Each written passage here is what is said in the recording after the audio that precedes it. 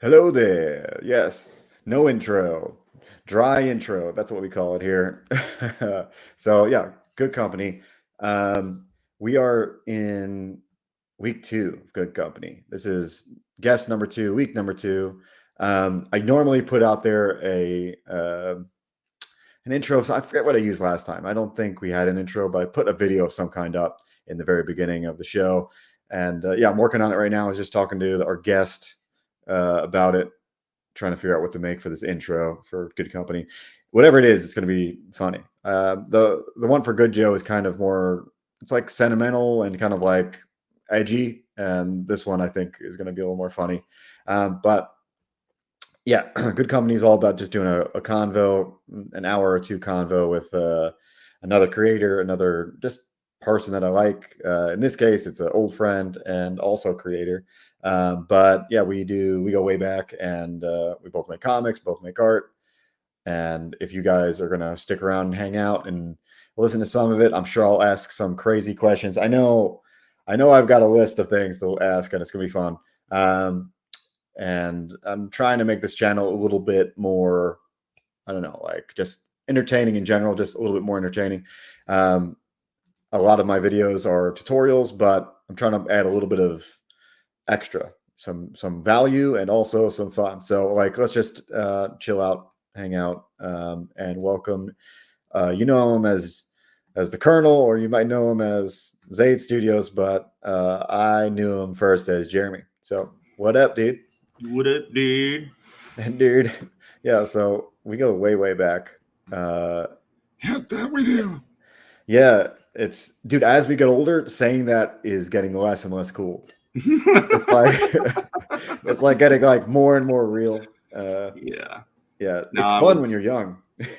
Yeah, when I was I went to the liquor store one time and they asked for the ID and I handed it to them, but they were so, pushy with it. But then they gave it back super quick. I was like, "You read it that quick?" And they're like, "I saw the 19."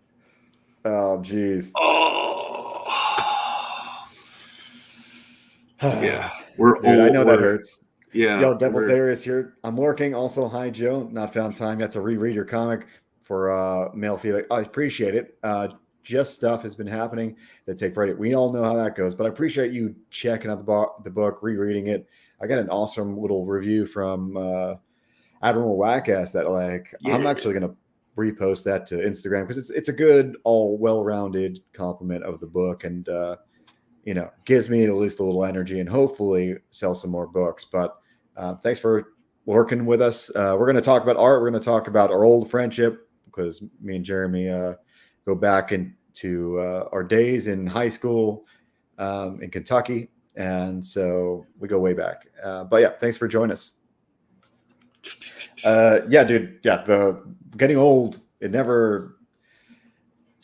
First of all, you don't ever think it's going to happen to you, and then you like start having the signs, the gray hair, and then like just not relating to young people anymore. You're like, what is going on, dude?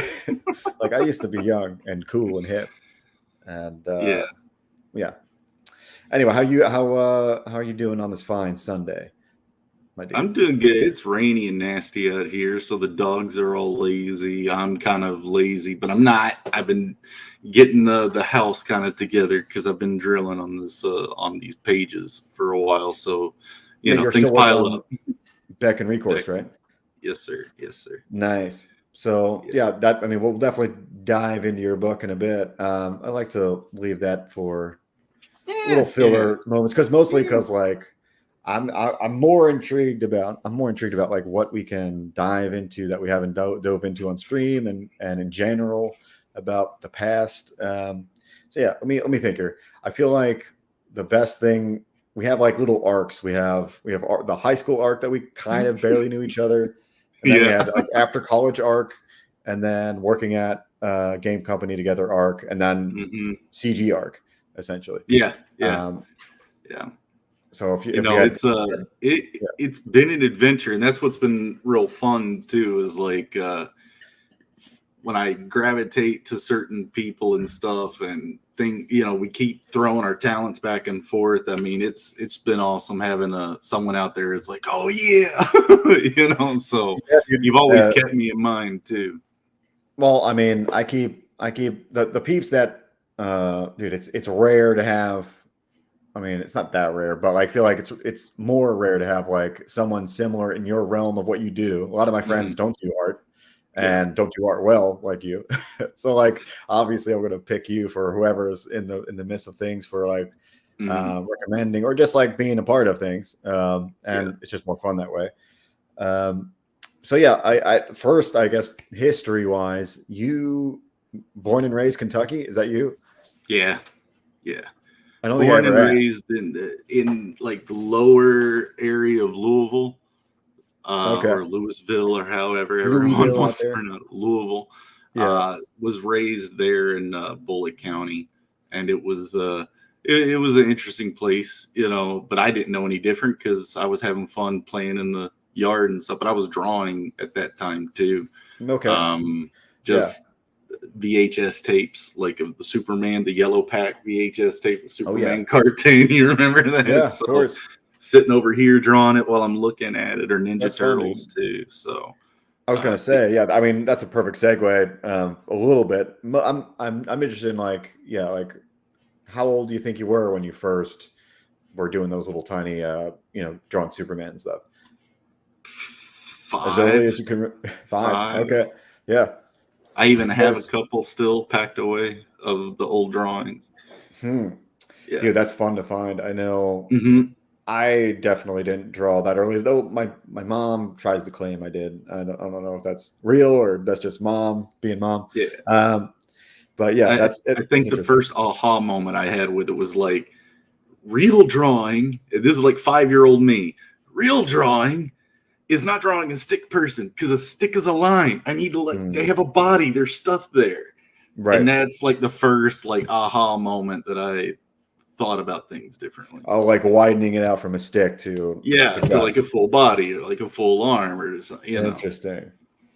And then that Yeah, I just kind think of I think kept going. that's I think there's like probably multiple jumps for people. Yeah. But yeah, that's insane because as a kid, that's like mind blowing, probably. Um, as an adult, that's probably mind blowing. But I feel like as Well, a it was kid, it's like extra.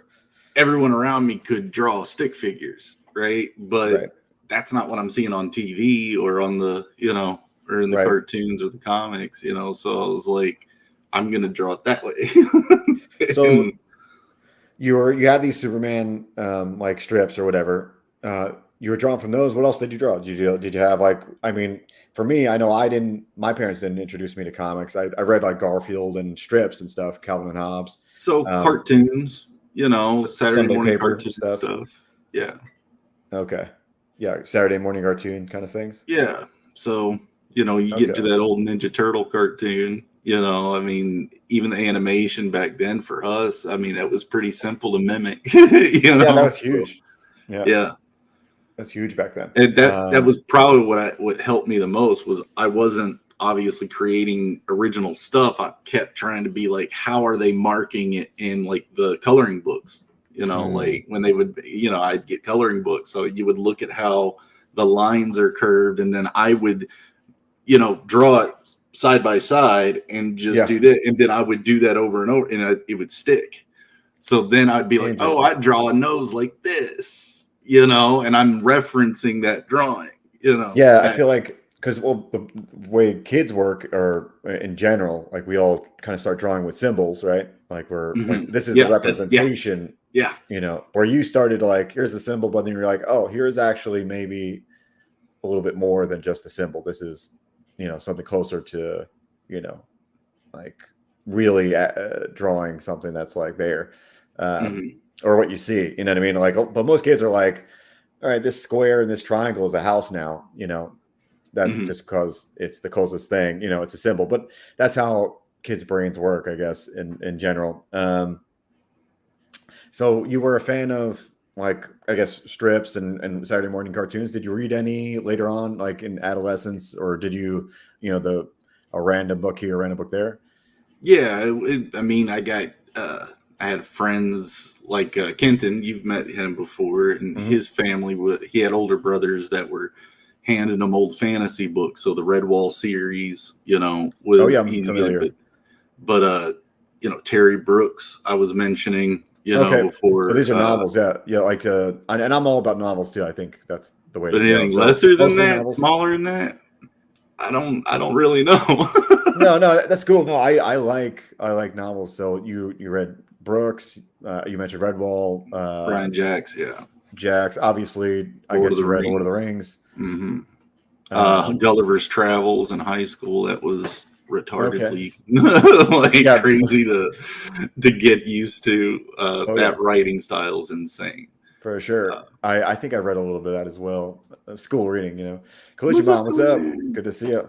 Um, and I feel like what are some of my favorites are actually school like mandatory reading. Hmm. Um, Yeah. I didn't like Andromeda Strain, but I really love Ender's Game. Ender's Game, I Hmm. think, is they give Ender's Game to freaking like some military academies, like No, I legit didn't reading. know that. Yeah, Huh. dude, because there's so much like chain of command hierarchies and like basic tactics and like Yeah, there's so much in that book that's like it's only this big, but it's like it's not that hard to read, and I'm that's cool. sure, yeah, it's crazy, right? Dude, What's another up, fire stream. Aria? Thanks, dude. How's my audio? Because that's literally the only thing I care about right now. Like, mostly because the last three were haphazard audio, and I want these like talks and like the videos to go well. That way, I don't have to like shy away from promoting them later on, like because of bad audio. But yeah, I didn't know that, dude. Somebody told me Ender's Game was actually given to like real military stuff. And I'm like, dude, that is the nutsest thing I've ever heard. That's cool. That's like that's like giving like biologists like Jurassic Park. You're like, here is, dude, that's nuts. We spare no expense. Thanks, Collision Bomb. Appreciate the sound check. Really, really appreciate it. Yeah. I know it sounds better and better the closer I get to the mic for this particular one. It's a shiny new black mic instead of silver. Yeah. So yeah, any I know you like are obviously a huge fan of fantasy stuff. So when did you like really get into like fantasy art? Was there like a certain thing that like piqued your Yeah. interest and then you went Yeah. off? So it was second grade. I was drawing, and I was in basketball at that age. One of the other kids in my class. This was private school, so there was like 9 kids in this whole second grade class. Jesus, bro. Yeah, So one of the other boys, he was family, but he was into basketball, so I was into basketball. So we were all kind of doing that. So I was drawing Shaquille O'Neal breaking the backboards, or awesome, dude. or like superhero type stuff. Yeah. But I met this weird kid, Kenton, and he drew a dragon on the chalk, on the sidewalk or the parking lot. He took chalk and made a dragon. I drew Sonic the Hedgehog.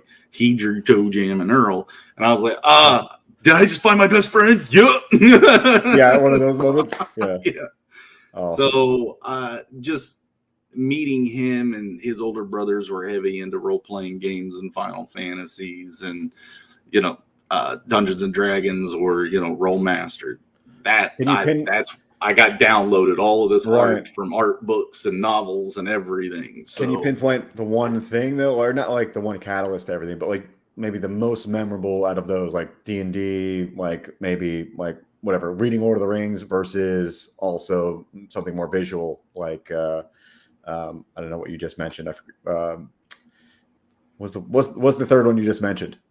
Besides the things that you were introduced to, like the art books, the novels, art books. Okay, like, yeah. So out of any of those, like, what was the yeah. thing? Like, what do you think like was really the most? Like, what do you remember today as like the fun times of that?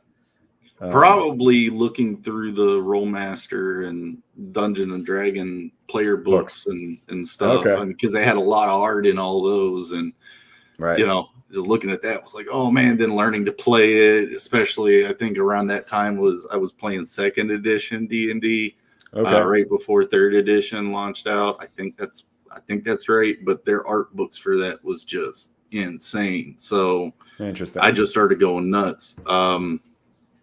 I mean, yeah, the dragons and it started right around then. So yeah, I'm sure. I'm trying to think of the movies too around that time. That, like, a lot of them had Dark dragons. Crystal. I Yeah. mentioned things a bunch. Dark Crystal, Neverending Story, The Labyrinth. Yeah. Those type What's the things. Dragon's Heart or Legend. Yeah, Legend. That's funny. Let's reply back to Aria. Aria, thanks for letting us know. Smooth tones. Thanks for letting me know my voice is so smooth. That's only because I'm hungover, and I think that's just what's causing the smoothness. You got your usually a little sleepy more voice on. Yeah, my silky. You're confusing the silkiness from my hangover, dude. Anyway, collision bomb. Your 700 thread voice. Right. My silky thread count. Anyway, so collision bomb thinks, what was the most influential out of those? I feel like I was asking like what was the most prominent, but maybe what's the most influential today? Probably the Lord of the Ring art books from John Howe, Alan Lee, Core Block. They had like this whole Worlds of Tolkien art book. And crap. Just the best illustrators ever, like painting. You don't have any of that art like hanging on your desktop or something, do you? No, I don't. I can search it real quick. Yeah. Sometimes it's cool to see some visuals. I did it last time a little bit with John, our first interview. John. There's another guy in that book too, Stevens. I believe. But what was the first guy's name? I can't remember. John Howe. Howe. Okay. Sweet. And then Alan Lee. And then Alan Lee. All right. So I'm going to bring up some of this. We're just in Google search here. I'm just going to bring up some of this stuff.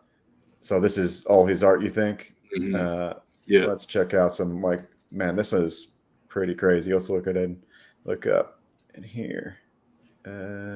Yeah, like the Gandalf going through Hobbiton up there was like one of those big images. I was like, oh my gosh, I can make this stuff. Yeah. So now we have at least an image to put to the name here a little bit. Is there a favorite image that you think like really inspired? I had that Gandalf one up at your top of that search. That one.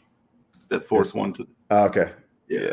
That one hit me. I was like, oh dang, why does he have a cuff on his sleeve? Like what's going on here? That's hilarious, dude.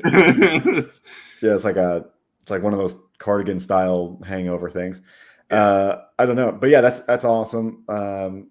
There's a bunch of the Melkor paintings that he did too, the Dark Lord type stuff. I mean, just every time that this artist tried to illustrate Tolkien, it felt like that's it. So the architecture, designs, everything. So for me, having just the books, this made me fall in love with the woods I grew up around. So even though we were in like that area of Louisville, there were still like pockets of woods that we could just run off into, disappear in. So. Yeah, I know we met when because I moved from New York to Shelbyville, which is pretty rural. And that's where I ended up moving and meeting you guys in high school. Yeah. So yeah, that's the meeting place, and so I feel like that caps a little bit of the early age. But yeah, I can see in your work today, I could see a lot of this kind of like. There's a reason why you went Gaia Punk, and I think it's because of your connection to nature. Something about the organic feel of everything. But yeah, I think and also like you're really thoughtful about designs, and I think and like the function of things. So I think I can see that in a lot of some of this inspirational stuff here. If you notice where your eye wants to focus on things, that's where his detail is. Everything else is kind of lightly wispied in there, dreamy. Right where your eye wants to go to. It's real dreamy over here. It solids up. Yeah, let's pull up another dark one. This looks like an interesting one here. Oh, way small. Come on, Brett. Minas Morgul. Yep. Yeah. This looks pretty cool. I think. The Balrog one. Where that one. This one. Yeah. Yeah, that's one a lot of people know. Okay, yeah, dude, this is awesome. That's incredible.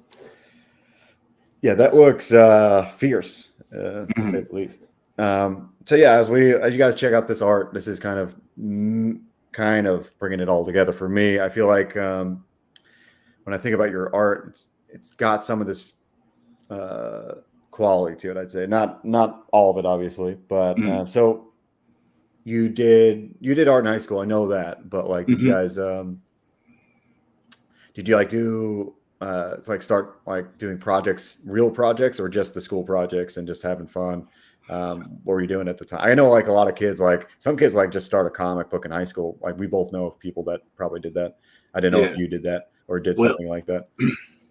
the art teacher prominent for me. She's Yeah. real close to your family, and Yeah. ergo, me too. So Oh yeah. love you, Mississippi. Hope you guys are doing good. But it was Joni who. What's up, Ollie? Ollie's Heck here. yeah, What's up? good to see you, man. It was Joni who wanted me to go to Savannah College of Art and Design.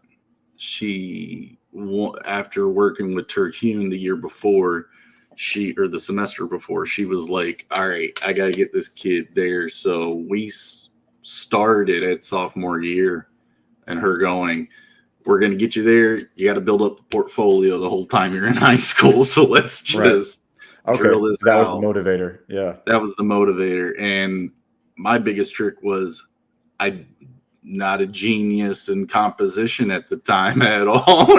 I don't consider myself that now, but Right. how am I going to keep coming up with new interesting things to show a brevity of skill that you would need to show to get a scholarship at Savannah College of Art and Design? Right. So that's where the ideas of playing these tabletop games, the allure towards the fantasy stuff, understanding that I'm a fan of this stuff, but it had a creator. I could be a creator of my own. Right. So to keep it all focused and keep me focused on something that I felt I could keep working on and be fulfilled every time I do it and not stop, not quit, would be what you guys are seeing as Beck and Recourse. Okay, the world yeah. building started then. Nice. So that's kind of where I was leading, because the project you're working on currently. And welcome, Chris Fisk, everyone. What's up, Chris? Good to see you, dude. You're the best. One of the best creators out there. I had a better line, but I blanked on it. We'll just call you best. I didn't give Ollie a good one either. Ollie's a great colorist as well.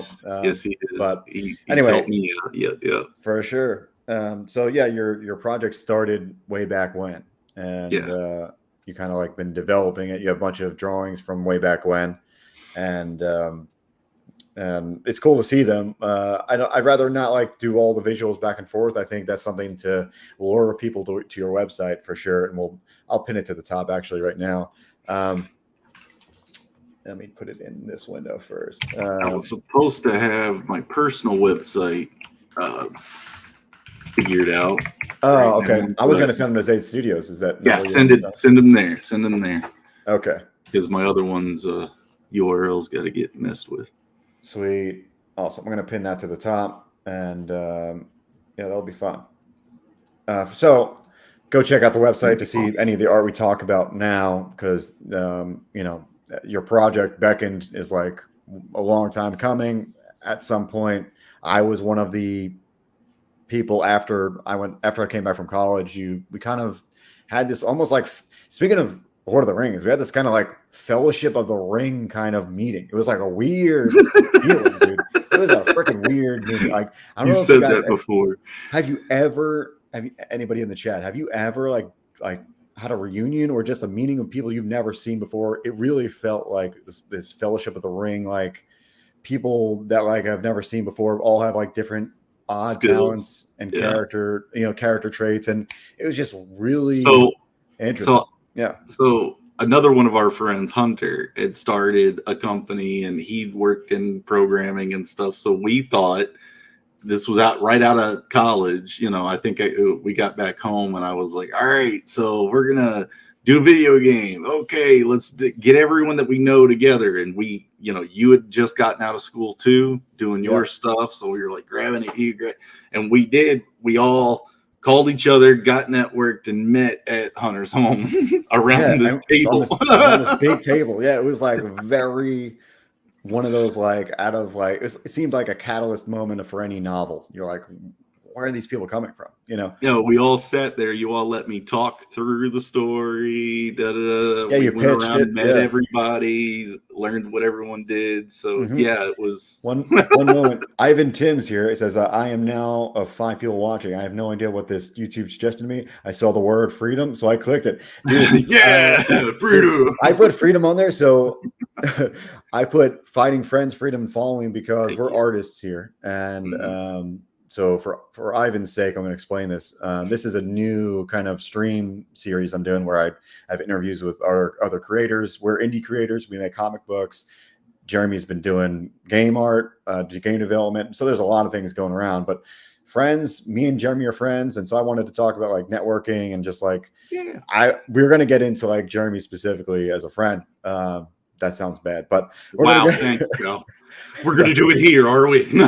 I'm just trying to. The freedom part is more like having enough funds and like finding a way to make art and being free.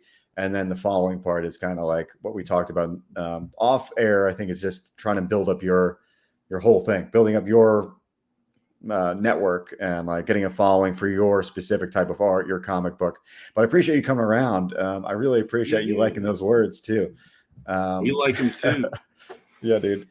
And Chris Fist says, you should have my tablet and my stylus and my anti-smudge glove. I think this is like the second time you've said that, Joe, but it's like that is accurate. That's a great description for it. It's crazy because that's how it's not like visually, I wouldn't say that's how it looked, but a little bit, but that's how it felt. Like that's literally how it felt. It's very weird.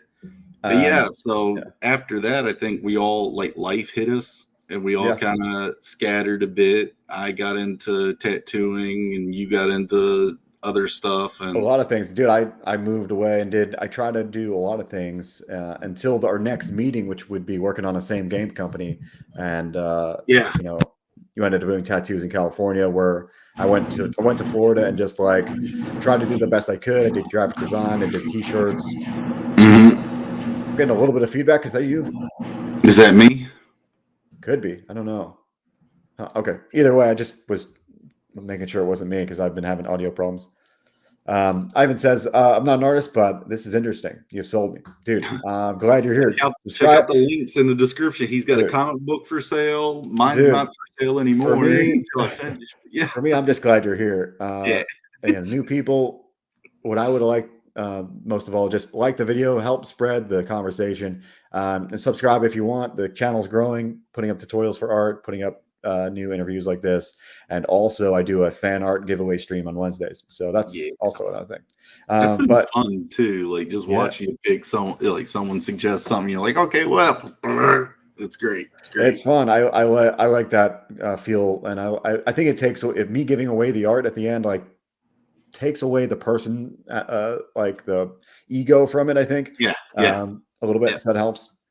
But yeah, thanks for joining Gray Wolf Graphics and Ivan. You're awesome.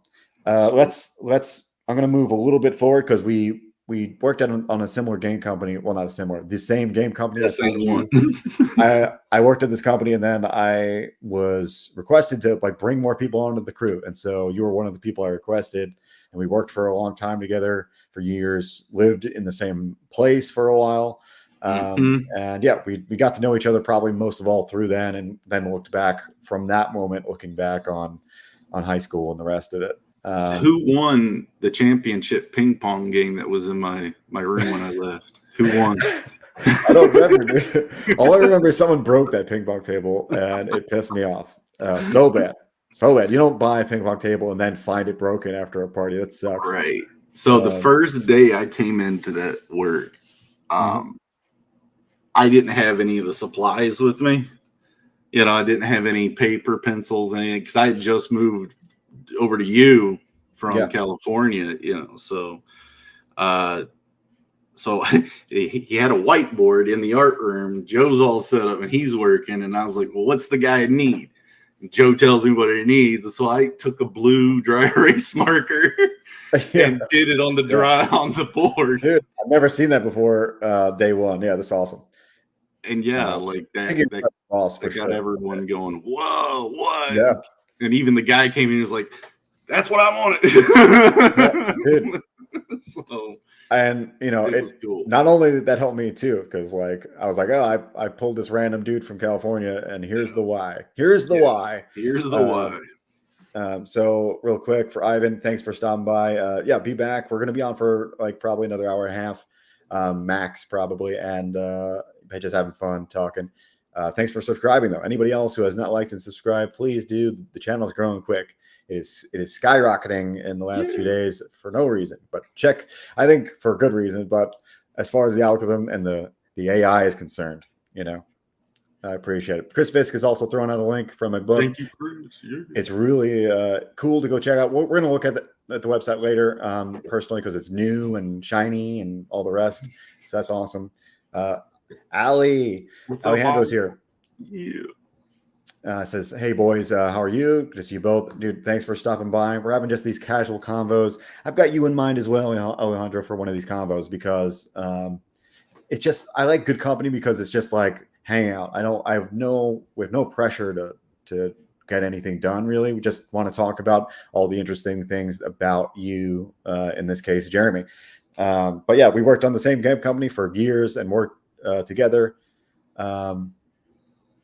We moved on from there, obviously, because everybody has to move on. You moved to another game company. I started doing DoD stuff. I started working in the DoD contracting area and storyboards and other things. But the biggest thing around that time, I didn't realize, because I didn't really know you in high school. I don't know if you know this. Well, we talked about this before, but for the audience, I didn't really know you in high school.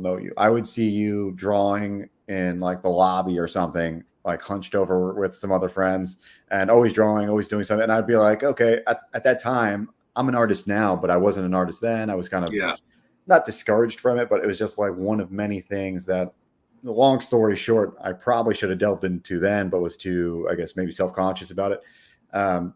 Anyway, we didn't really talk until much later. And after I get to know you, like through the company and through the like living together, obviously after that, you know each other pretty well, and become really good friends. So from that point, I kind of like, there's something I grasp, and I'm coining it anime protagonist energy. And that's kind of what you got. I didn't realize what it was, but you've got this like anime protag energy is what I'm calling it. And let's welcome. I'm telling you, I'll explain it. Ichthus, welcome, dude. Glad you're here. And yeah, I'll be syncing up with you, Alejandro, about all that. What do you think about that, Jeremy? What do you think? I'm not drinking enough for that. What are you talking about? Call me anime protagonist. Oh, all right. Well, fine. It's mostly about the energy. Like you don't look like one, but it's very it's look, I've been saying brutal. It's not necessarily. It's not. I wouldn't even say necessarily. It is not bad at all. I would say this is something I top 10 anime betrayals right here. That's what this is. To me, I would call it something like admirable. That's where I would put it. So it's something where, and I think it's my favorite part about you. It's like no matter where you're at, you have this kind of like beyond enthusiasm. It's like whatever word out there that is better than enthusiasm, that's what you got. So that's what I mean. Not necessarily that you are like on a power trip or something. That's not what I mean. But I hope you can relate to that, because like I don't know if you as the person, I don't know if you feel it. I've always kind of saw it as I'm going to push myself past what I see in front of me, like of myself. So just I don't know, like always make the best you can out of any situation. So absolutely. That's, it's beyond that. You're like you have like a dreamer aspect to it too. Like this kind of like things that most people would say, I'm not even going to try it. You believe in it beyond another level. And this is kind of segueing into something else too that I want to bring up. But how do you feel about like that comment. Like That's true. That's accurate. Yeah, sure. Where does it come from? I got one life, so yeah. you got to think big to do big. What's up, Dave from Genuine Comics? Go check out Perfect 10. I'm sure he's always got a campaign. I'm sure he's on the way with one. If the new issue is not out and campaigning right now, I'm sorry that I can't remember. Igley says you cut off your mane. Looks like. Yeah, donated it again. So in another 3 years, I'll donate it again. Oh yeah. So that I guess that makes me your Pokemon rival. That'd be so funny, dude. You're Ash and I'm whatever that other weirdo is in Pokemon Red. You're Team Rocket. Team Rocket's the fascists, bro. We don't want we fight the fascists, okay? Team Rocket's the fascists. And Sherry's here. I saw it and then like it was right in the middle of something, but she can't hear us because she's like out and about, but want to say hi. I appreciate it, Sherry. And yeah, you got to think big to do big. Yeah, that's what it's all about. And so that's what I appreciate most about you. Like, because sometimes I have like a too critical brain. I have the opposite issue. Like sometimes I'll X the project before it gets off the ground because I don't see the merit or something. Yeah, I guess the best way I could sum it up is I think if you have a higher aim of a goal, even if you can't get to what you're going to accomplish by like having that insight is going to take you farther than you think you could have. So yeah, exactly. Yeah. I think that's it's just like it gets you closer, I guess. Yeah, that way. Pokemon is an animal abuse. Yeah. I would really like to see that debate. Some really people that really believe in Pokemon. Let's hear it. Let's get that. Well, hold on. What was that? It was the guy that was dealing with. It was the football player with the dogs, with the dog fighting ring. Oh yeah, what's his name? You're right. Yeah. Yeah, I think it is like there is it's like a cockfight kind of, right? Yeah, Michael Vick. That was it. Yeah. Michael Vick starting out the Pokemon in real life. He's the Pokemon trainer of them all, bro. Aww. Dude, he's the most anime, bro. Dude, that's so funny. Somebody needs to draw that up.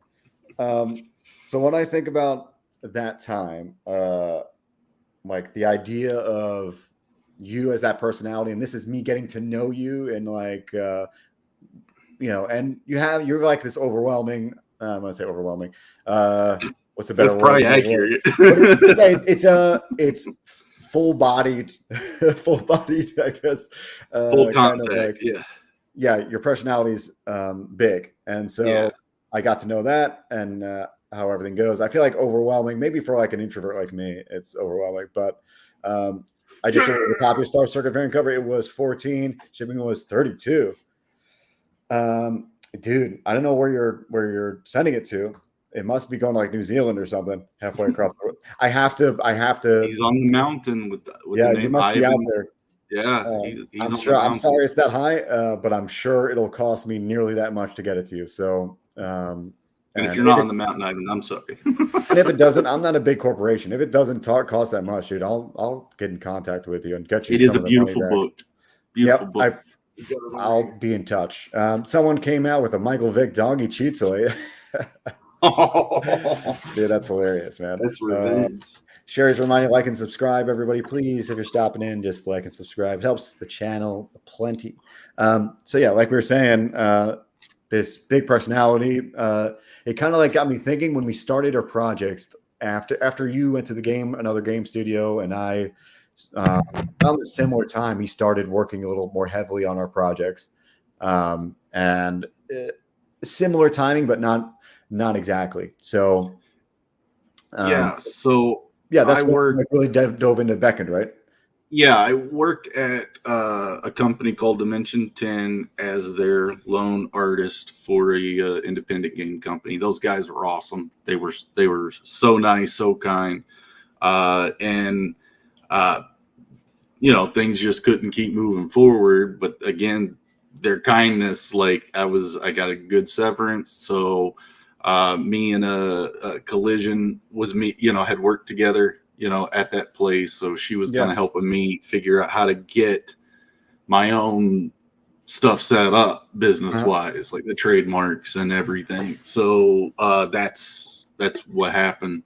And so, yeah, ever since then, it's like I made it a company. I've been pushing and taking it serious, so started doing the game of Beckon, which is the prototype is on Steam, free to play for any PC person. So for sure. Anybody with a wrench, please throw a Steam link to Jeremy's if you can find it. I'm sure it's in his it's on the website. Yeah. Oh yeah, his website's pinned to the top, so you can go there and just click the Steam icon or click Steam for the game. That's probably the easiest way to go for it. Before we move on, just want to say yes, Australia. Well, I really appreciate it. Chris Fisk is vouching for me here. Definitely, he says shipping to Oceania. Where's that? Oceania. Where's that? Oceania. Where is that? I have no clue. I would say it's in the ocean. Dude, I'd guess there too. I shipped a book to NZ and at the height of COVID, and it cost me $150. Yeah, I feel like that's insane. Like shipping costing that much for a book is crazy. Yeah. But yeah, let's move this back to this. That way we can kind of see each other a little better. So yeah, you started really diving into like actually making a game, and it was good. It was meant to be a game the whole time, obviously. Like even in high school. Yeah, even when I was in high school, I was like, I'm wanting to build a game series that mirrors Tolkien's Lord of the Rings setup. So like The Hobbit and then the trilogy. So that's what I started going towards with Beckon back then. Like it was all going to be small game first and then a bigger game, and we grow with the characters between those. Right. But yeah, Cool Soul's here. Cool Soul's here. It says Twitter's crazy today. Here for some good company, dude. And you are the good company, so I'm glad you're here. Really glad that you're stopping by. You're the coolest, Cool Soul. I think it was inspiring to see you actually make bigger moves than most people ever do. Like that's something for all you creators out there who like are kind of like, I don't know, like doubtful that your project's ever going to get anywhere, or like just making small moves are going to be too hard for you. Just doing any type of action, you just jump to the top 20% of anybody who has an idea. So, seeing big moves like you made with your game in the beginning, Jeremy, was like inspiring just to see it like come to life, obviously. Because I had nothing and you were like, he doesn't program. Then just getting the right things in order. I mean, it took a while for me to plan it all up and then communicate with a few guys to have some things pop out. But then when Dwight jumped on and you started seeing some real stuff kick out, I mean, I'm still excited about that. Dude, I mean, yeah, real gameplay, real game mechanics are always like insane to see. And shout out to Trent Kanuga. His Twilight Month game looks great. You can see where it's going to develop too, and like just seeing stuff develop like that. And your game is really cool. Okay, everybody, I recommend go check it out. Go to the website. His website's pinned at the top, and then click the Steam, and you can download it if you got a PC. Try it out. Looks really fun. I have a Mac, so I haven't really played a new build. But anyway, Chris Fisk is saying genius is 10% inspiration, 90% perspiration. That's really true. Oddly true and oddly gross. Thanks for helping us out with the sweet pun or whatever this is slogan. Anyway, something when we were both at some point we started bouncing ideas off of each other story wise, and I started making. This is around the time in 2016 when I started coming up with Star Circuit, my book about androids becoming best racers and like this cyberpunk future. But a lot of those early ideas I just bounced off of you, bounced off of other people, but we had a lot of conversations that were just like you bouncing off ideas, me off of me. Same thing with you. We're just in like a little bit of like an idea playpen, if you will. Yeah. And I have good memories of those times, and I wanted to bring this up because like I started out like a weird idea of like belief in yourself and like a good way to think about that kind of belief, like you're saying about, most of it's hard work. So you kind of have to have enough passion to get there, and to have enough belief in yourself to do that is really tough. We all know out there who've actually tried to make something. But for me, I started thinking about it. I remember telling you this. It was like I started thinking about this idea, which I kind of got from this show Dark on Netflix. I don't know if anybody saw it, but if anybody hasn't, it's a crazy, awesome time travel 3-season arc thing. Anyway, the main idea from Dark is that like the future affects the past as much as the past affects the future in this show. And I think that in real life, if you think about it that way, where you start visualizing like the thing that you're making a real thing, you know what I mean? And then work yourself back. It's almost like writing a story. Like you visualize the ending and then just work yourself back to the beginning. It's almost like that, but for real life. And that technique, I remember telling you about it. And it's just something we both, because you like these crazy ideas too. That's how I planned. That's how I've told a lot of people, even Dwight and my dad, and that planning and inspiration allows you to see a potential future. Okay. Oh, yeah. Like it can be there. It can be there. It's up to what you're going to do between the present and to that there. That's going to either realize or not. Like now I'm working on a comic book and a game, and I'm standing in that present. Now that whole dream when I had as a kid, although it was foggy, I didn't see all the details and everything. What we're talking about, I mean, maybe that's why I was drawing this stuff as a kid. I don't know. For sure, dude. It's weird to look at it that way. And the universe doesn't have to make sense to us. I talked about it with John Hervey last week. About Grant Morrison wrote a story like this, where before I do that, when we mention Ivan Tim knows, he loves that show. Dark is amazing, guys. If you haven't gone watch it, go watch it. He said, I've never seen anyone else know about it. Yeah, me and my fiance love that show. It's like probably in my top 10 shows. That's how good this show is. And for right reasons. But anyway, getting back to it, Grant Morrison wrote a story, and can't remember which arc of what it was now that I'm blanking. But either way, the concept is from like a meta perspective, from like maybe a super organisms or like a God's perspective, every one of our lives is kind of like a comic book. It's like it's a timeline. And if you look at it as like a comic book, you could pick a page and a certain time in your life, and you could like move from future to past the future in just the flip of a page. And that's kind of how I view like this situation that we're talking about, where the future maybe is affecting the past somehow. And even if it doesn't, I think it's one of those things where it's like metaphorically true in some weird way. It's like metaphorically useful, at least utilitarian wise. Like just thinking about it that way and thinking about your book has already influenced the world, you probably have a better chance to do like having that being done by visualizing it. So yeah. So a lot of other people like woo want to be like, oh, it's the secret, it's the law of attraction. I would say that they got the idea for the law of attraction by just having a good dream and inspiration and follow it until your situation is changed.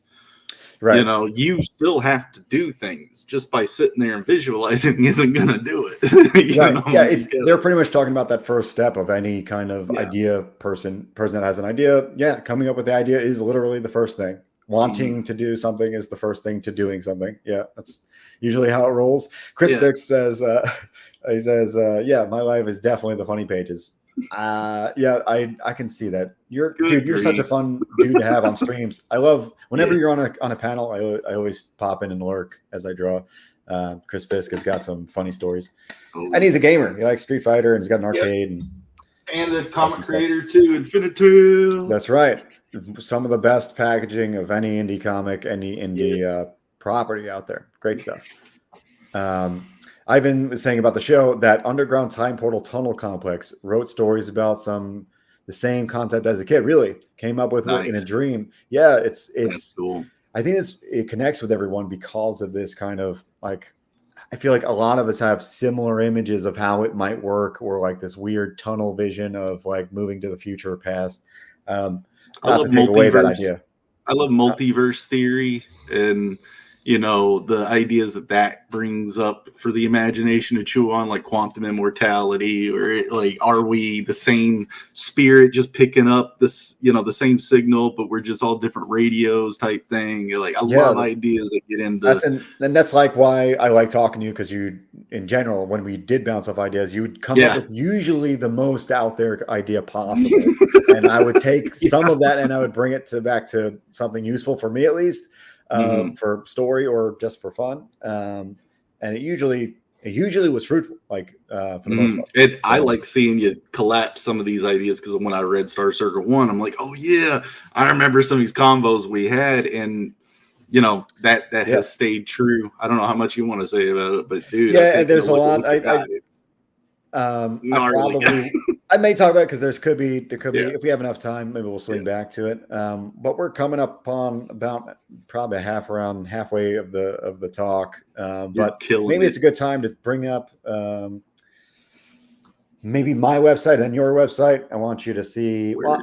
Maybe I'll save yours for the very end. That way we can get a big deep dive. I just want to bring up the new website for Veravia real quick, since we just had a buyer technically for my book, Star Circuit, and then we'll swing back again. Yeah, Jeremy's got it in hand. That cover is not available, but the variant is. So let's bring up this page here. So this is the new website. It's we haven't done something like this since Art Bros, and I know it's a sad story of Art Bros, mostly because it's such a fun time, and mainly I think Art Bros is great, and maybe it will come back. Nobody knows, but no one knows. The point is, this new website looks pretty. I think it's better than my last one, and you can get around real easy. So you just go to patch in, and you can go right to read. From there, you can just click one of the three. You read the preview, you can buy the book, or sign up for the new one. New chapter is coming out probably, I'm thinking the beginning of the year, because it's such a long book. It's 70 plus pages, but it's the first time where I have the book as a preview. There's 10 pages of preview you can read. And I think that's important. I think that's one of the bigger changes. I also put in character bios. So if you check out these, they're fun. Little bios that in a snippet you get to know some of the characters that are in the story. And I think my book is very character based. A lot of people claim that it has the best of kind of world building and character stuff together. But definitely go check it out. The synopsis, I also wrote a new synopsis, and I read some of it last week, but maybe I'll read it again, because it is fun to actually get a good snippet of it. So in the far future, technology has progressed to a point where human labor is irrelevant. Culture now revolves around entertainment, and in particular, high-speed motorcycle racing that's so extreme that androids are the only ones capable of competing. So 80 years in the future, or 80 years of human attempts have ended in pretty much tragedy and death for the human race. But even so, Atlas, our main character, is obsessed about it.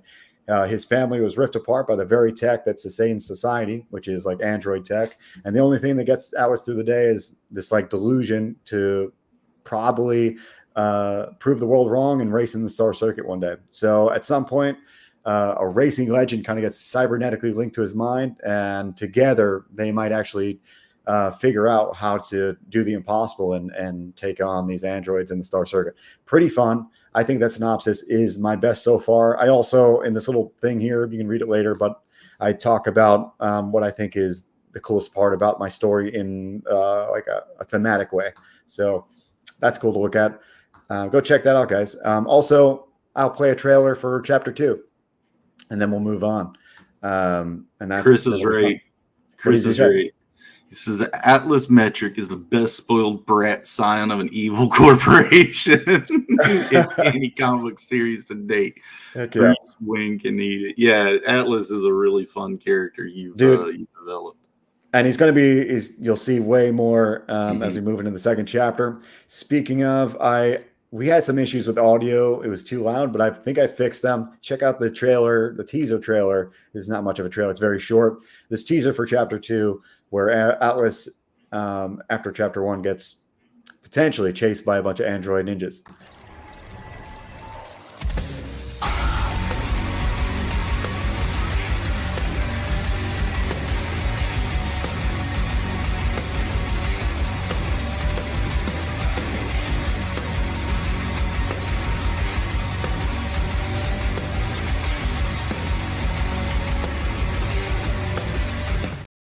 All right, sweet.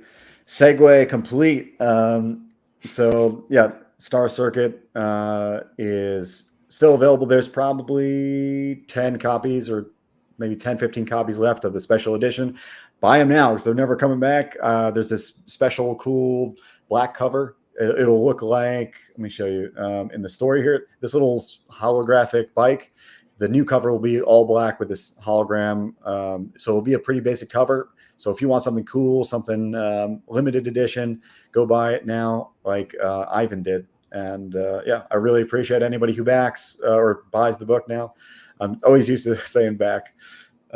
Great, yeah. Yeah, a lot of history there.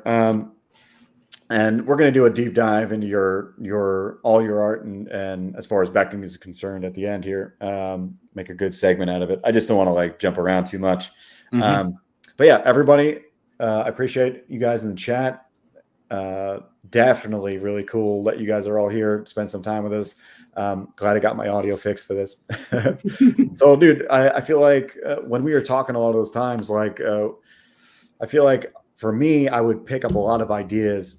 I would pick up a lot of like nuggets from the conversation. Some I would take, some I would like just get lost in the sauce sometimes. What do you think about it? Like did you like able to write things out of that, take things from our combos? Oh, of course. A lot of the things, when we're getting together like that, I love finding out where your barriers are. Like you said it before, I break the assumption stack. So wherever I'm like seeing a problem or you're having a question about something, I'm wanting to find, how do I flip that on its head? How do I break the rules to force a different viewpoint, a different solution to come out? So for sure. Yeah. I don't want to look at a cheeseburger. If we're trying to do something different, I'm going to flip it upside down and be like, okay, now what? Or right. Like something like, but see, that's what I'm talking about. That's also a very anime protag kind of thing to do. I feel like that's why One Piece is popular. I don't know if anybody's watching the live action thing. I hear it's good. I tried a little bit of it last night and I can see the point. I think that's at least in the live action show, that's like the appeal of the One Piece characters, like what you just said, like looking at it from a totally different angle that the people around you don't see. And I think that's like probably one of your powers, your latent powers, dude. But yeah, so when things start to hit in our idea conversations, because I've done this with Kenton too, plenty, I'm sure. And done it with a couple people, but when it starts getting really cool and the images start popping up in my head and I can like see it on a movie screen happening, that's where that starts to imprint on my brain. And that's when I know I need to go back, write it down. If it can stick in my head and my concept and my world building and it kind of just smoothly allows me to see it clear, then that's an idea I'm going to go with. Yeah, that sounds like a very Tim Ferriss. I feel like Tim Ferriss has that idea. I've heard him talk about like pretty much instead of like having a journal or whatever, like a note-taking composition book to take notes of your ideas. Like I think Stephen King has this idea too, where like the important ideas just stick. You don't have to worry about writing them down. Like the good ones just up in memory again. And most likely, not all the time, but most likely if you forgot like an idea you guys talked about when you were like freaking drunk one night, it probably wasn't as great as you remember. But if you do remember it, it probably is as good as you remember. Yeah. Because it's hitting some sort of visceral thing, I could say a lot of my Beck and Recourse book, its main plot points derive from one of these conversations, only one with Kenton. Okay. When I was living out there on the river, and he was with me, and one night we just had, I think we were on mead, honey mead. Nice. Like I think that's what we were drinking that night, and it was at night. We were on the back and just looking over the river, and I was like, let's try to get it from this point to this point, and I took a lot from that. It's just the base structure. We needed this character to do this and this and here, and like it just like you said, the right things fit. Now that I'm actually doing it though, because all that was just idea stuff. I wasn't even doing a comic back then. Right. So coming back was like, well, where do I start a comic book in the story? And it was like that whole scene's in my head. you know, not all the details, not everything, but I have the main structures. And so how do I get that into it? And now it's built up into something crazy. So again, like you don't know Right. What's going to translate for fun, but yeah, when they stick, they stick. So for sure. Ivan brings up a good point. Stephen King also has lots of cocaine, which is true. He's also just like out there, dude. He's like has a band and like does all this other crazy stuff that like. I mean, if yeah, whatever, I feel like cool. You write good books. I'm not going to question your crazy ideas, Stephen King. But yeah, good for you to bring that up, Ivan. Everybody needs to remember that.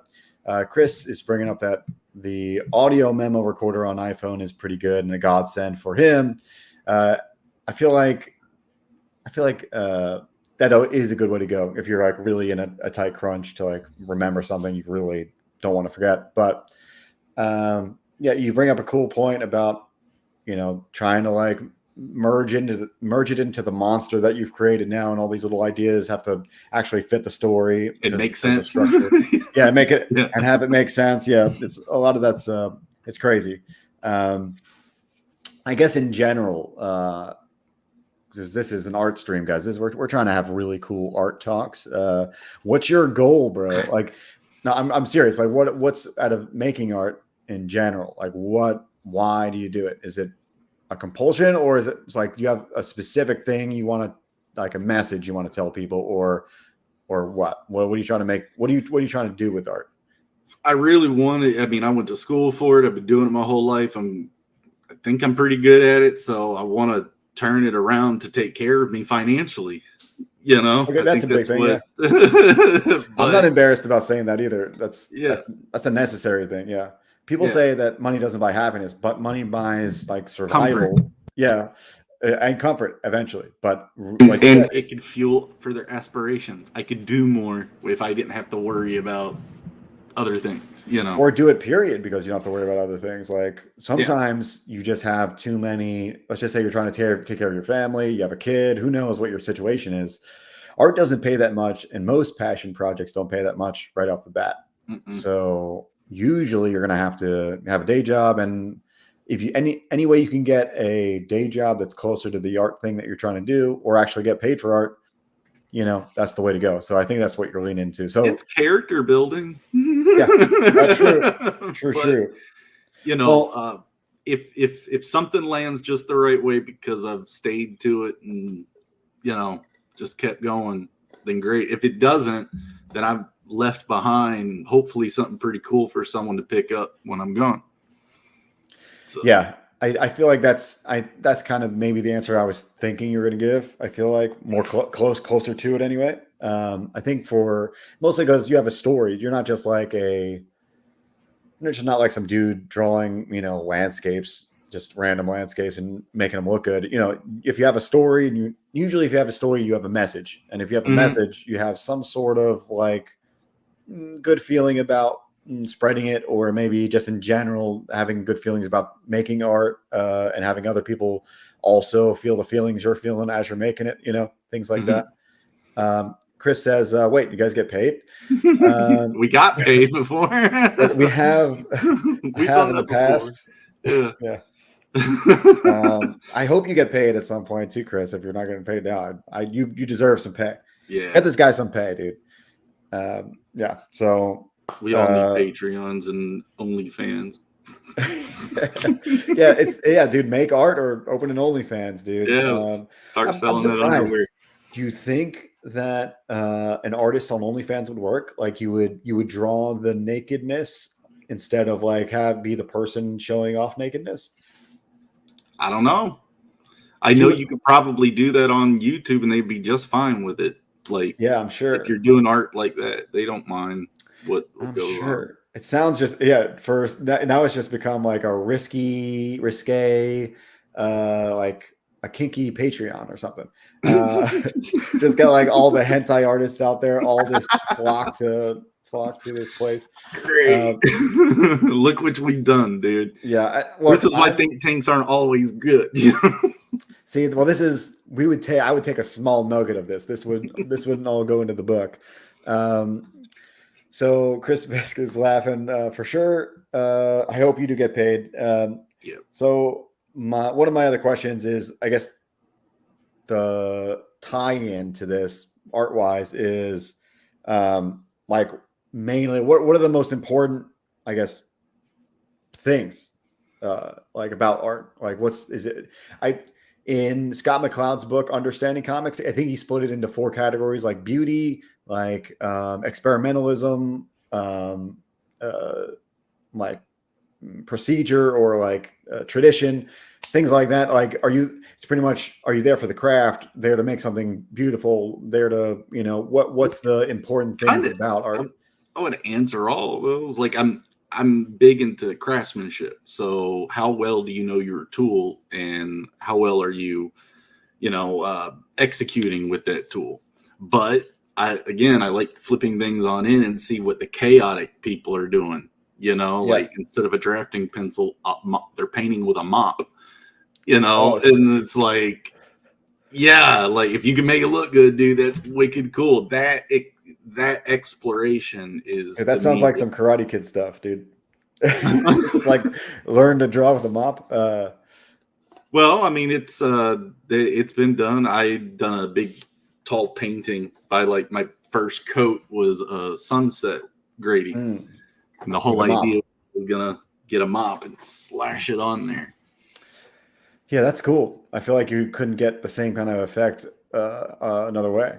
It'd take a lot longer, So, Ivan brings up, literally, my friend makes a living drawing that stuff for people. Oh, like naked stuff? You talking about like hentai stuff, or just random stuff? He does comics when he can, but he lives in cartoon porn conventions. Wow. You are, dude, we might need to get your friend on here, just have like a weird interview, because like I wonder how that even works. Yeah, shipping definitely seems to be where the money is at. Yes, for sure. Dude, just look at Critical Blast. Have you guys seen how much he's growing with Fiendish and like all the other people? I'm going to be using him. I will be probably using Critical Blast to ship my new book. He's really cool people. He's really cool, and he's going to do the work. That way Ivan doesn't have to pay $32 to get it to Australia next time. Right. I mean, I don't know how much cheaper it's going to get, but maybe you can shave off a few bucks. But yeah, you're right. Shipping seems like the way to go. That's interesting. So you're much more into the craftsman. It's like a craft. It's a job to get good at. Yeah. But I mean, so there's that side of it, but then the ideas and the concepts, like I can really fall in love with a technique about some boring subject matter, or I can really be, floored by a really cool concept, an idea just being expressed just to get it expressed, right. It wasn't fine tuned or anything, but it wasn't there before. Now it's there, I can see the imagination working more. Right. So again, I can look at that and go, wow. So that's what I'm hoping people are getting out of my art in general, is that, one, there's a craftsmanship mastery, and then 2, the conceptual stuff that's going on is. Yeah. Like the ideation of it all, like I feel like you're a really good concept artist. I feel like you got the ideas spring forth from the ether for you. And it's cool to see happen. I rarely have probably as many good ideas. I probably have some ideas, but I feel like you spit them out a little bit quicker, and they just usually work on some level visually better than what I think they will until I see them on paper. Yeah, it's easier to work with another guy and talk it out than it is to do it in your own head. I'll tell you that straight up, because you don't have someone going, no, that's a stupid idea, or pin a hole in it. You need to bounce it off. So. That's that. Yeah, that's how I find the cool stuff.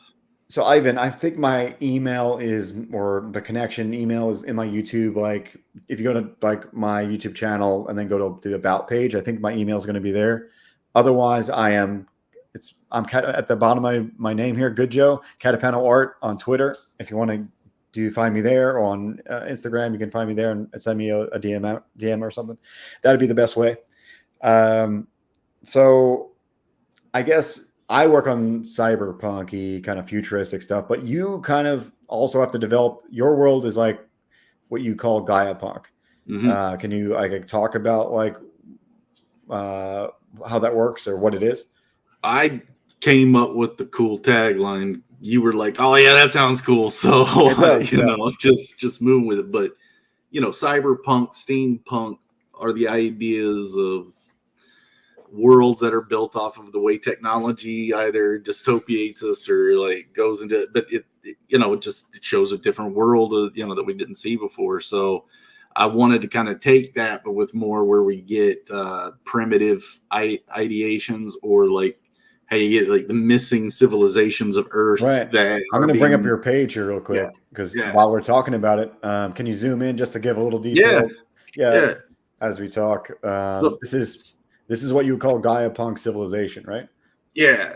Or, the whole idea, but this is a Gaia-punkish civilization. They're using the trees and the nature and the mechanics of the biology and all that to kind of build and work their world, into a airshipy technological like prowess for a primitive, setup. So not really metal wires and electricity, but more of this Shadraic, energy that I talk about in it. Yeah. So or at least that's what they call it. You have so much detail that you almost can visualize it as like a theme park. This area, you're like, I can envision walking down there and going to the library roller coaster or wherever you're going up there. Dude. So Gaia-punk is something that was the first time I heard it. I've heard obviously cyberpunk and other ones. There's actually a new Metroidvania doing a different type of something punk. I forget what it is. It's like meditation punk or something. It's like it's kind of like I can't remember what it really is. But anyway, this is a cool kind of mix up of the general feel for like a different world. And it is another world, right? So yes, it is a totally different planet out there in the vastness of the universe. Not in a different multiverse though.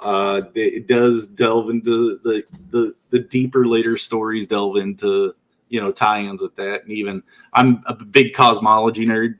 Real big into all that type stuff. So our super voids out there kind of tie into some origin stories here and everything. So I'm like taking all these nerdy ideas that I'm getting out of that, like you say, these crazy, wacky ideas, and then pulling it into the art side of just, I don't know. I want to take you all on a trip, and it looks like you're doing it, dude. Like the game is a different vibe, obviously, because it's a game, but the art is similar because it's got obviously you're doing both. Crispus says we need a janitor down here. It's gonna just puke. Some kid just puked all over the Tulabanya ride. Yeah, dude, I feel that. Not the puke part, but that's hilarious. What's up, Mr. Bancroft? Hello, dude, hello. MB's here, dude. So good to have all you guys here. I guess that what I was leaning into here with this futuristic type of thing. For me, I go into cyberpunk.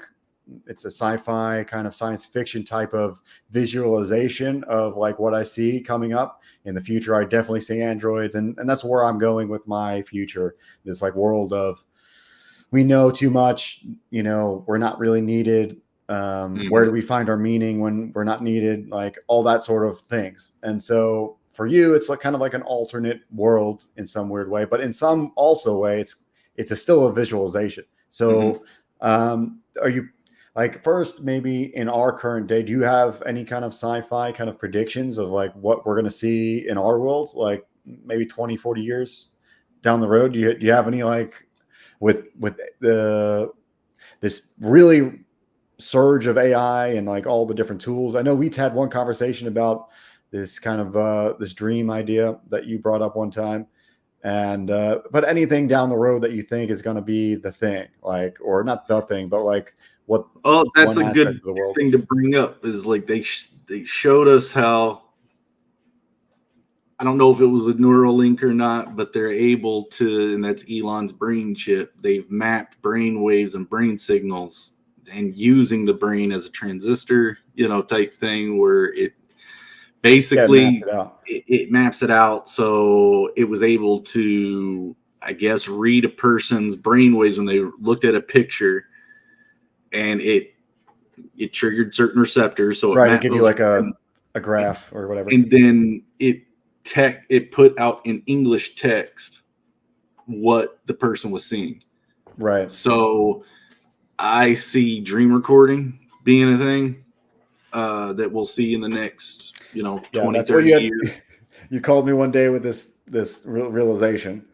Yeah, that could be done and it's kind of weird that it already possibly could be done if someone was working stupid hard on it. I'm sure I think it's gonna get done really quickly soon, but like not to a super accurate level. It's gonna be a little off, but it's probably possible. I know he announced he's got the first human guy coming to put in a Neuralink soon. Is that like what I heard? Did I hear that? Yeah, human trials are cleared to go. Yeah, that's crazy, dude. Star Circuit, here we come. But there's that. You get more of the loneliness factor, the social breakdown of certain things that are just losing out. So right. Girlfriend avatars. I mean, we're already seeing apps like that already. I mean, even what's scary is people treating it like therapy. Treating the AI chatbot like therapy. Like a therapist, yeah. Me and Pete over at Alterna talked about this on the interview I did with him a little bit. I got a much more. He's a little conspiratorial. He's a little bit like doomer pilled more than me. I have like a positive view of transhumanism. Look at that. Right as I said it. No, that's definitely where we're driving this train. Right. But I have a more positive view of it, at least. I think that we could, for a while, there's what I would call the Goldilocks zone of it's not crazy enough. It hasn't accelerated too fast. There's going to be this nice sweet spot where it actually is going to serve us. And hopefully my hopeful, optimistic prediction is that we get enough done in that Goldilocks period to sway the path a little bit. Like for instance, like your assistant, your phone AI assistant is going to help you be a better person, so much so that you're going to make the right decisions, and overall society is going to make big changes. But that is an optimistic view. I feel like there's a lot of people that aren't against that idea. 2001 Space Odyssey, you get Hal going, "No, David, I will not open the hatch." Yeah, like I said, that's after it goes bad. We're talking about the Goldilocks zone when it's like, Jeremy, you probably shouldn't have that next cup of sake. You got this thing to do like in 5 minutes, and it already knows what you're going to do before you do it, kind of thing. Yeah. I can that's see called the Jiminy Cricket. That's what I'm saying. Yes. Like, develop your own personal thing. Don't let the robots take over your own conscience. I don't know if a lot of people got this in Star Circuit, but as I write more books in the world and the chapters, in Star Circuit, the Neuralink called I love what you've done with that thing. I appreciate the idea with it. It was so creepy. The way how comfortable they are with it too. It's very crazy. I think the cooler part is that's something I don't really talk about, but might actually come to surface is that in the future, in this future, the chip adapts to you. So like it'll talk like you. It'll converse the way you like to converse. It'll feel things the way you like to feel them. Otherwise, there'll be this kind of disconnect with your view of the world.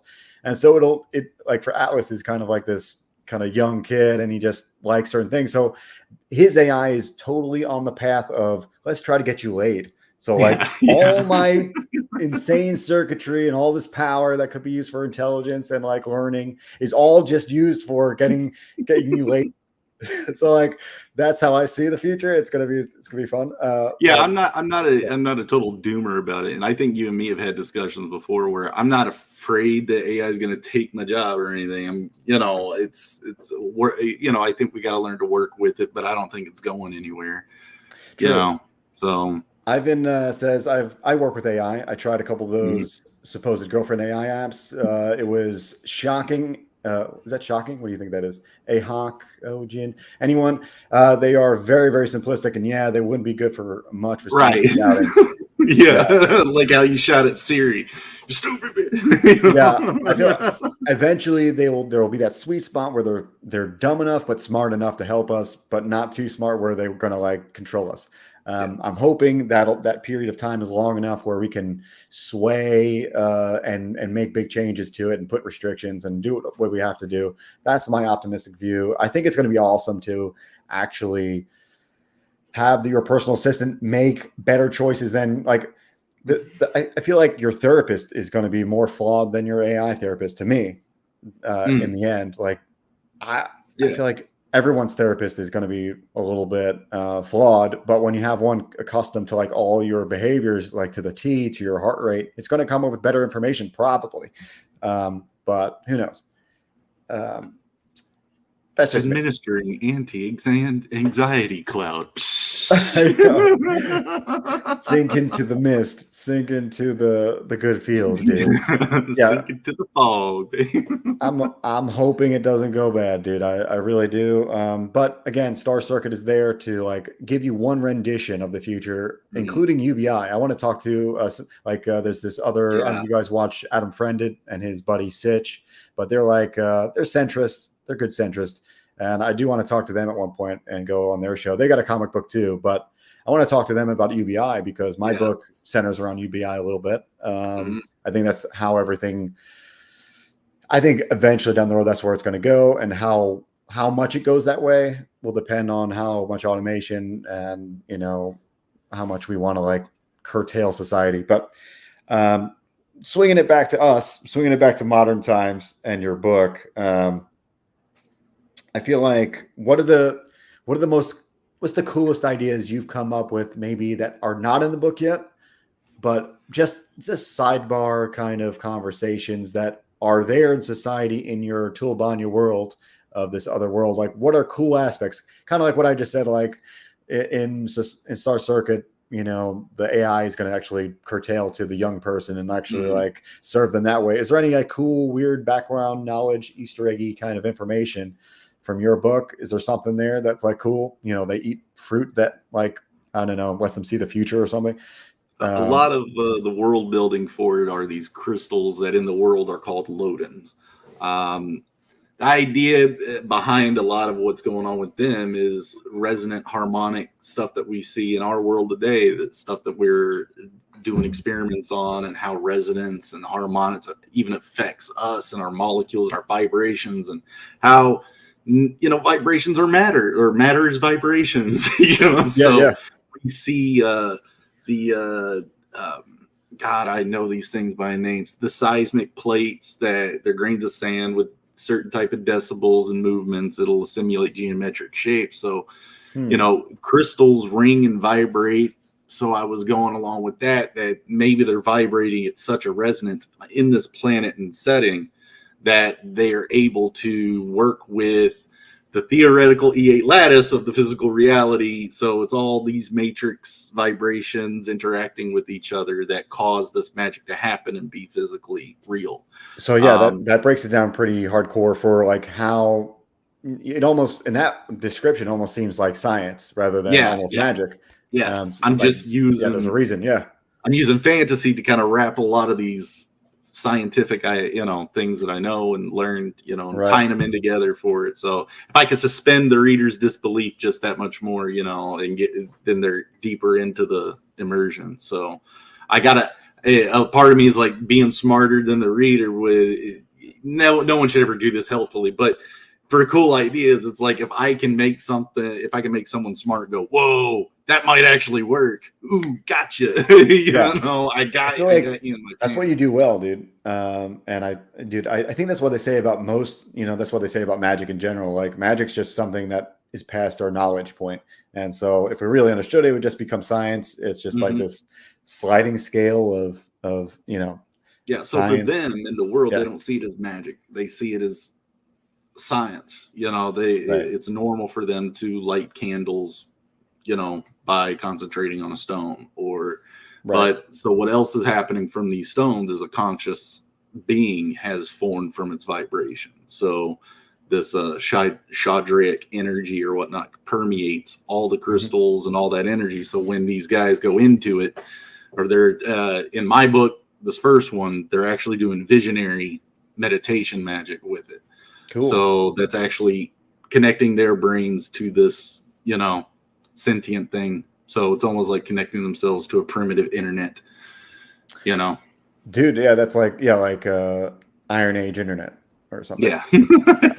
Crystal Age. How about that? Crystal Age. There you go. That's another good one. Yeah, I think that's a good way to go describing what you got there. If anybody has not visited the website yet, Jeremy had a campaign for Beck and Recourse, which is this little link up here.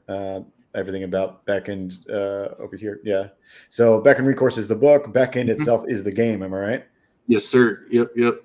Those are tabs you can click. My site breaks down into the 3 tabs. That's just the opening page. So that's the game page, and you can click to the Steam page to play the prototype. You can go check out the old campaign that we had for that. Nice. I just want to give the audience a little feel of a little bit of everything here. That way they, can get the real, just the vibe of everything pretty much. And dude, you just have so much. Calling it Guy Punk's awesome. You got a cool map here, and the game. But yeah, I feel like, where'd you say the link was for Steam? It's all the way up there. It says demo. Yep. Yeah. So click here on the left one if you want to try it on the Steam. And yeah, I am fully confident that eventually this will be something that's like bigger and bigger every time. Obviously you guys are pretty committed to, for right reasons, to like keep pushing on it. I think it's got the nuggets there. Everyone can see the nugget. It just needs to be produced, and that's just usually how things go. Like Chris Fisk said, it's 90% perspiration. That's how it goes. But yeah, your book. Yeah. This is the thing you're working on currently, right? Yeah, Beck and Recourse. Yep, that's it. Sweet. So you have it's a 30-ish page book. Can you give it a 30? I think it's 34. I think it's 34 pages.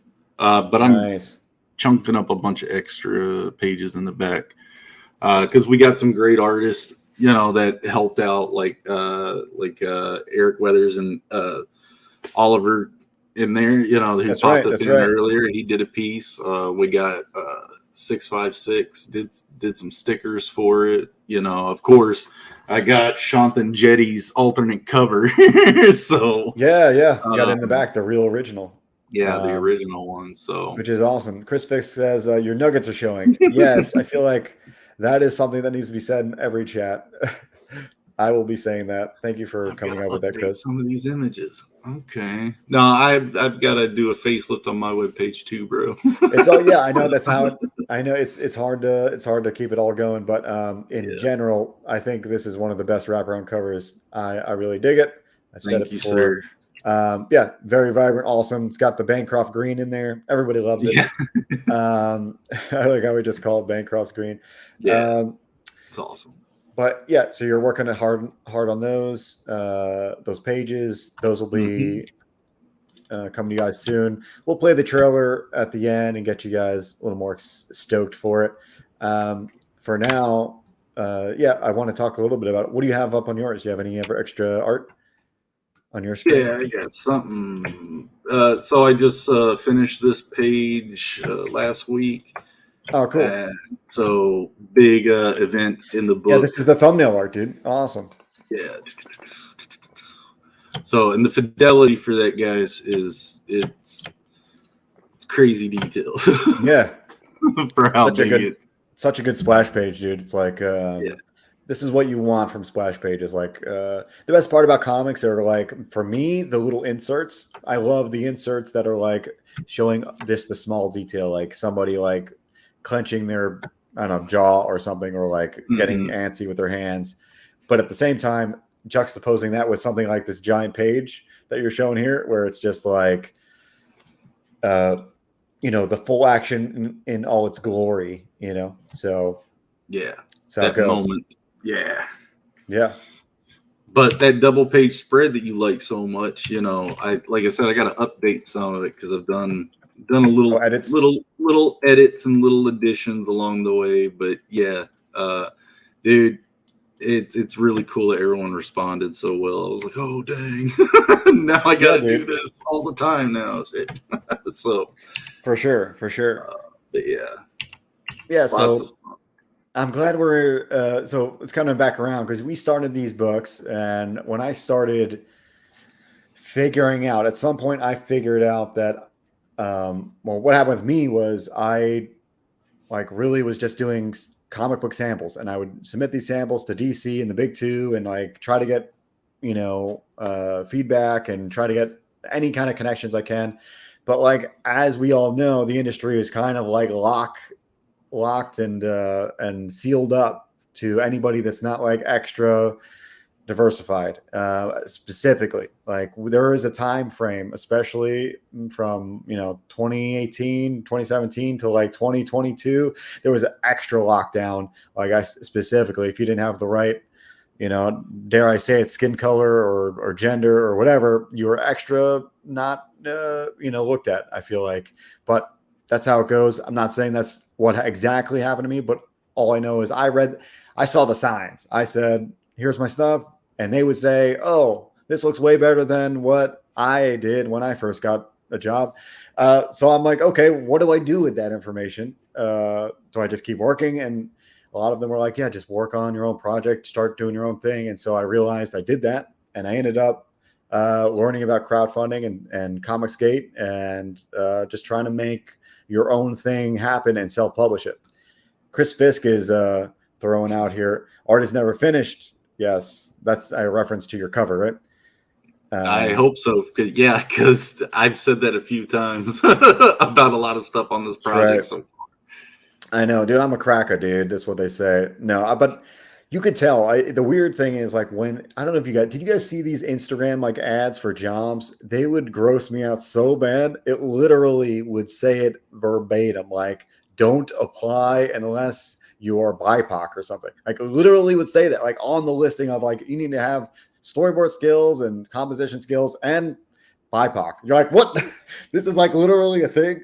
It's the most crazy thing I've ever seen. And so, not that obviously you still have to be skilled to get the job, but that blew my mind. The first time I saw that, I was like, are we in like some sort of dystopian future? What is going on? So I don't know how much you felt there in the same time as me to start self-publishing, but around that same time, you started doing the game, you started following what I was doing with my book. And when I jumped into CG and started crowdfunding, yeah, I think everybody around that time,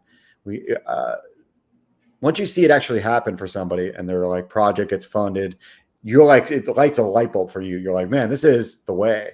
This is the way. Ivan says, maybe if you turn down that studio light, you might see less white. I know. Look, if I turn it off, it's still bright. Yeah, like Joe powder version. Yeah, I'm just like, I don't know what really I need to do to fix the lighting in here. I fixed the audio. Give me another week. I'll fix the lighting. Yeah, again, Ivan's got great advice here. Just dude, I should have, dude. I just need to make a few Instagram posts. All we have to do is just message each other a couple of times. Okay, with Sherry, and we can for sure. The tag team this. No, exactly. Yeah, anti-white BS is extra crazy because it applies to the majority of people. So like it feels crazy. Not that racism is bad, but I don't know if you guys seen this, but like there's graphs. Racism is bad, Joe. Huh?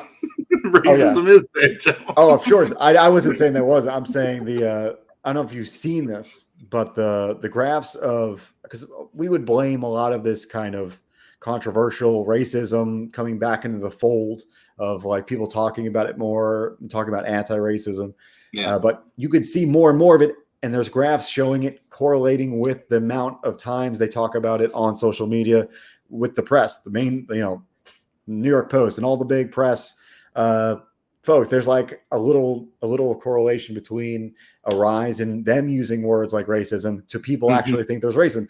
That means it is a construction of optics, essentially. Yeah.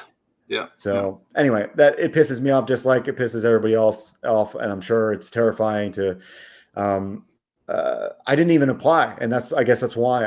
I mean, once you see, don't apply if you're not white, essentially in a job post, you're like, I guess I'm not going to apply. So crazy. It's crazy. Sorry for that rant, but sometimes it hits you hard. You, What I was you, leading you to get is Tim Dillon just possesses you, and you just gotta get it out. I know. I know. I wish I had more Tim Dillon in me. He's great. Giggity. So what's your yeah, speaking of comedy, you're a big comedy fan. I know that. Yeah, What do you like in that realm? Kill Tony. Kill Tony, I just a mean, big Kill Tony fan.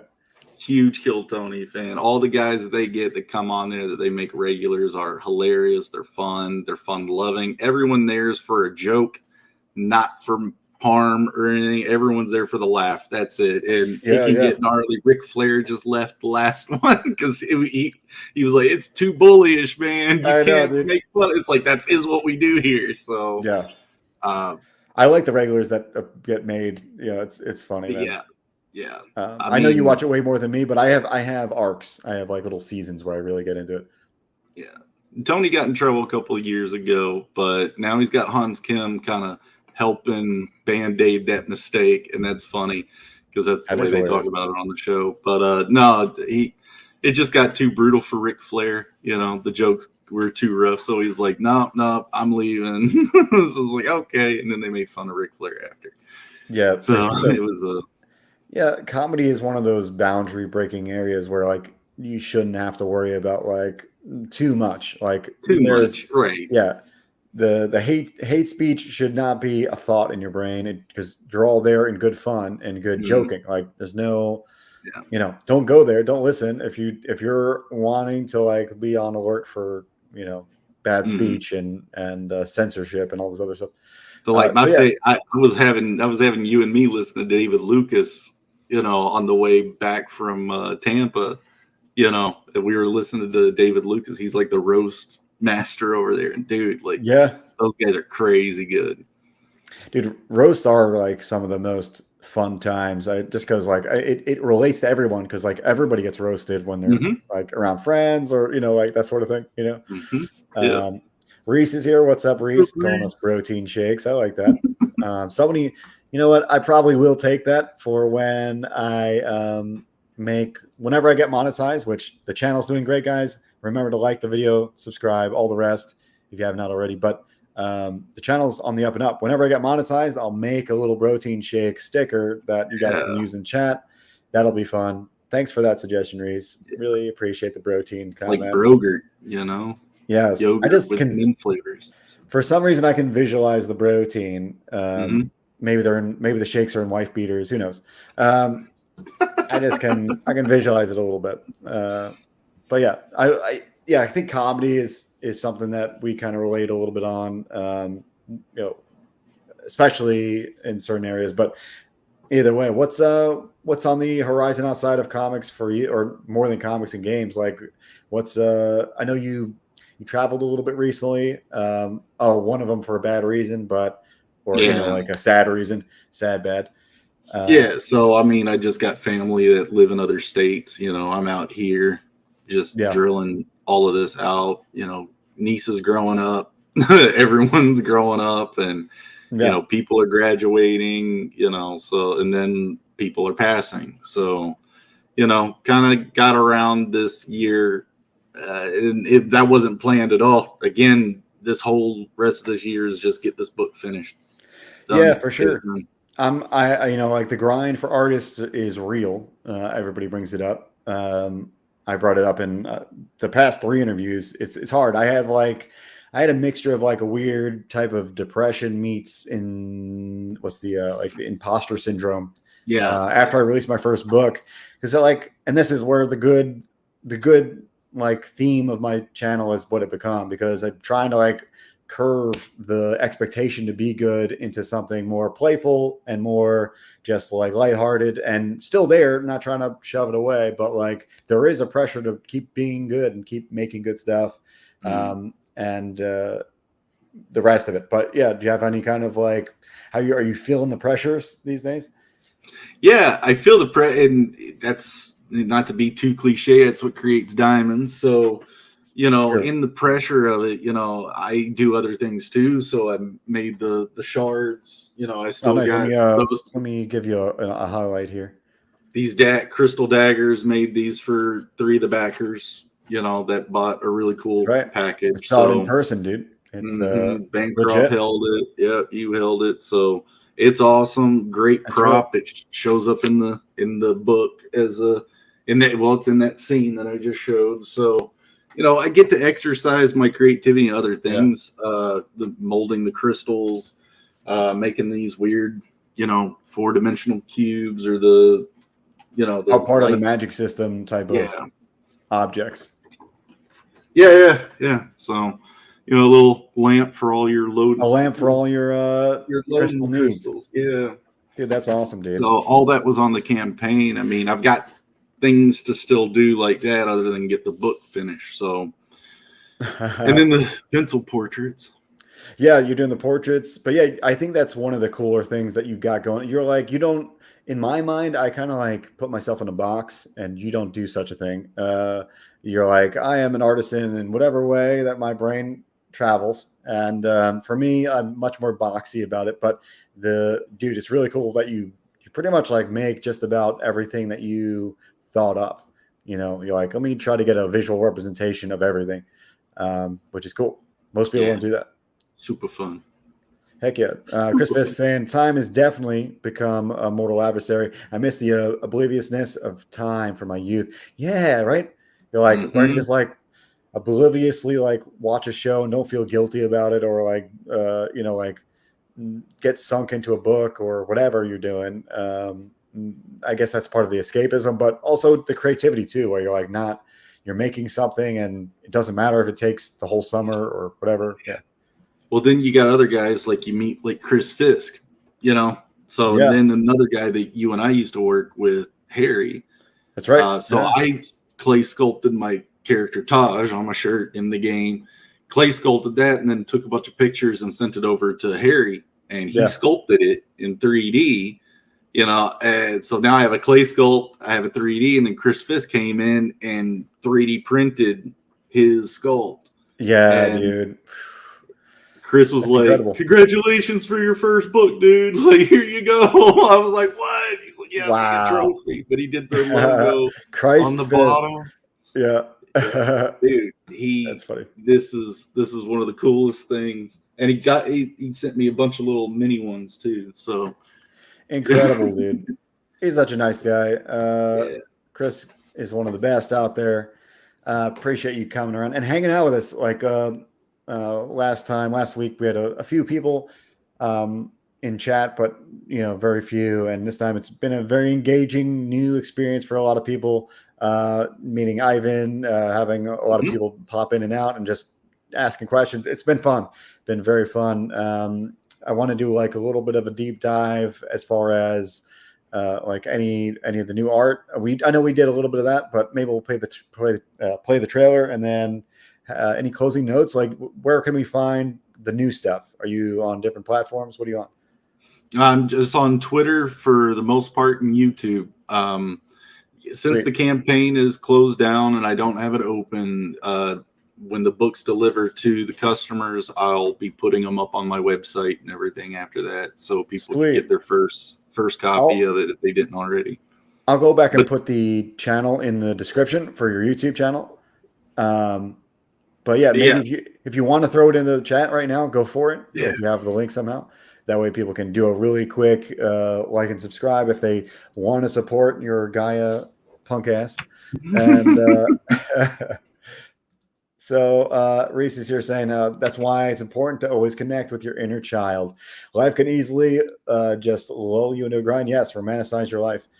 It is kind of important. Like the romanticization of everything is kind of overlooked.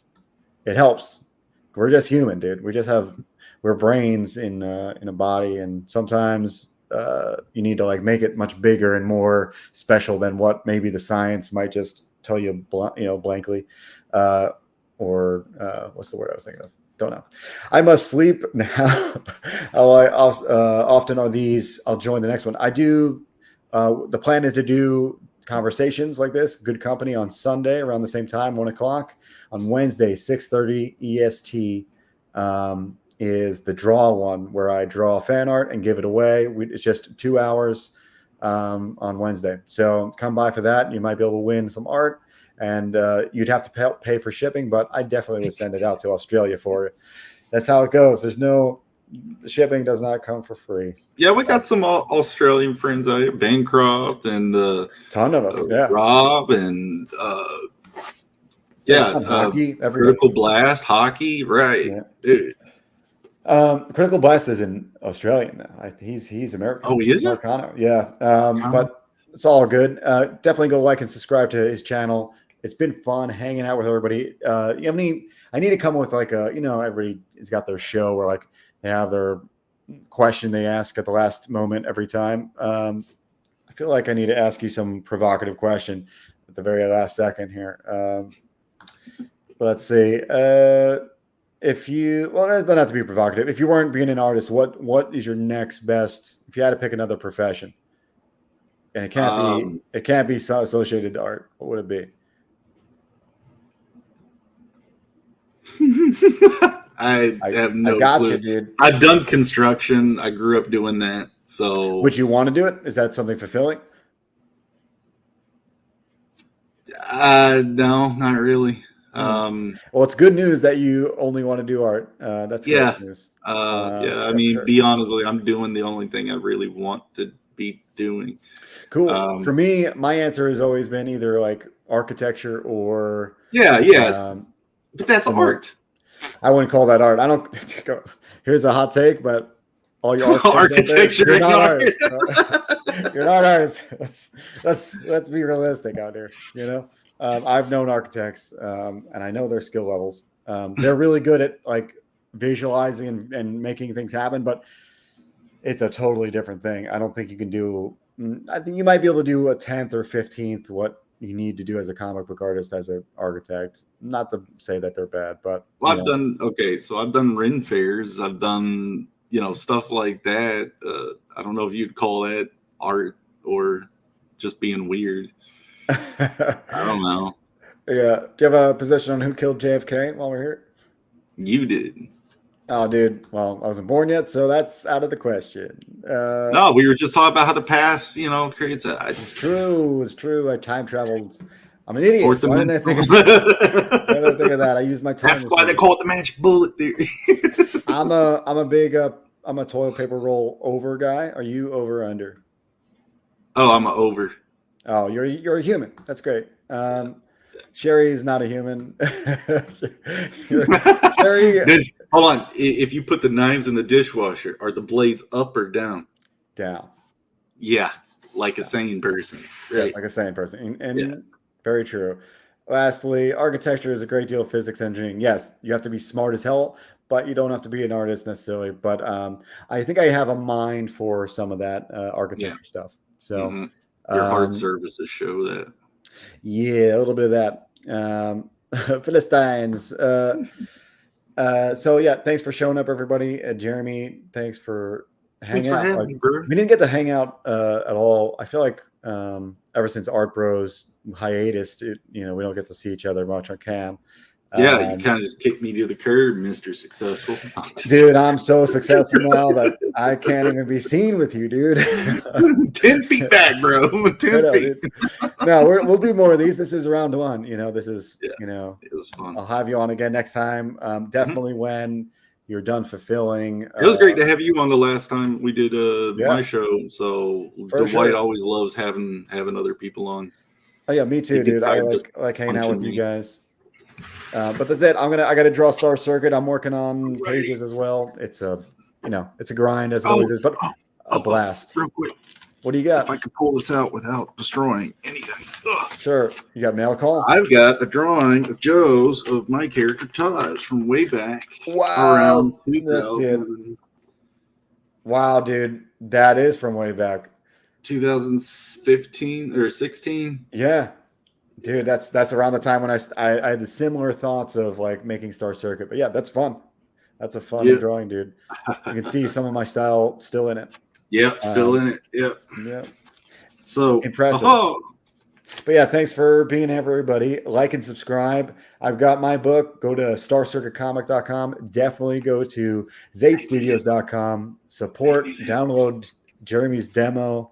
Follow us on Twitter. I'm Catapano Art at the bottom here. Jeremy is Studio Zade. Yep, Studio Zade on Twitter.